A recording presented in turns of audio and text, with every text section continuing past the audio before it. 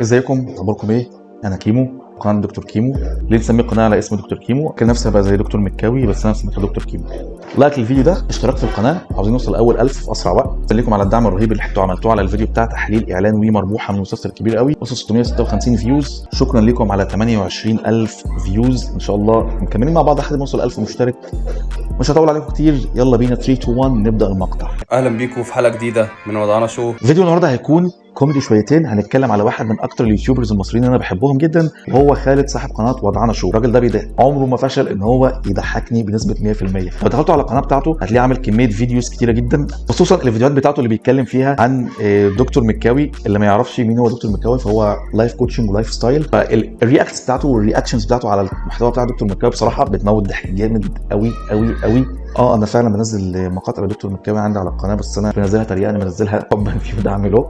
فشابوه للاثنين. من اكتر الفيديوهات اللي عملها وضحكتني جامد كانت رمضان ده، لا رمضان اللي فات، هو الغرقانه ولا الشرقانه اللي كانت ترند نزل في الحلويات في مصر لجروب وات تو ايت. فهو طلع يعمل فيديو رياكت عليه. الفيديو كان دمار. الناس اللي شافته وعارفين انا بقول كويس، سيب لكم اللينك بتاعه في الكومنت تحت. ممكن ناخد لقطه منه كده على السريع.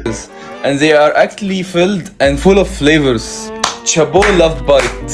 وقدرة تخيلوا يا جماعه ان انتوا تروحوا تشتروا كنافه مثلا او حاجه محشيه وجواها يكون كاندي اللي هو غزل البنات، او تكون محشيه جم اللي هو اللبان. بعد كده دخل على اعتقد اسمه عمرو عبد الهادي، ده بيقدم، ده فود فلوجر موجود على اليوتيوب برضه، بس انا ما بحبوش اصلا. قادر من نولا، وكمان الهاني كوم كريم بروليه من فوالا، والغرقانه من تورتينا، والمدلعه من نولا. عامة كل الحاجات اللي هو قالها دي كانت نزلت وقتها السنه اللي فاتت، وكانت اسعارها فعلا مبالغ فيها. اعتقد 400 او 500 جنيه التورته الواحده المحشيه غرقانه ولا شرقانه، اي مكان ايه الاسم بتاعها. مشكله الفود فلوجرز او مشكلتي معاهم عامه ان هم كانوا بيحاولوا يروجوا لك للحاجه سواء هي حلوه او مش حلوه، لانهم كده كده بياخدوا قابل مادي في الموضوع ده. هو الجوك اللي قالها هنا ضحكتني الصراحه، فممكن نسمعها مع بعض. هو بيضحك اصلا اوتوماتيك، وانا مش عارف مين لوسيلز ده الصراحه، بس هو اكيد محل حلويات. يمكن اكتر فيديو شهر قناه وضعنا شو اول ما فتحت زمان هو الفيديو اللي عمله عن فادي عضلات. انتوا لو كتبتوا بس وضعنا شو فادي عضلات، الفيديو كوميديا ليفل التنين المجنح. فانا مش هطول كتير.